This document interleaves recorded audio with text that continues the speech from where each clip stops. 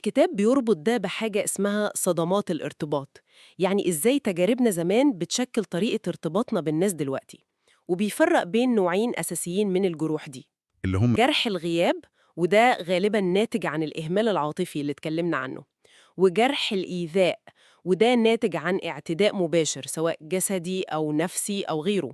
وفهم نوع الجرح ده بيساعدنا نفهم مشاكلنا في العلاقات دلوقتي؟ بالظبط. يعني مثلا حد الجرح الأساسي عنده هو الغياب، ممكن تلاقيه بيعاني من فوبيا الحميمية، بيخاف يقرب قوي من حد أو يلتزم عشان لا واعيا بيربط القرب ده بالهجر اللي حس بيه زمان. واللي جرحه إيذاء؟ ده ممكن للأسف ينجذب تاني لنفس النوع المؤذي من العلاقات. الكتاب بيسميها الحب الخشن، كأنه بيعيد نفس السيناريو المؤلم. أو ممكن يستخدم ألاعيب نفسية كتير في علاقاته عشان يحمي نفسه، عشان متوقع الأذى. الصورة كده بقت أوضح بكتير. يعني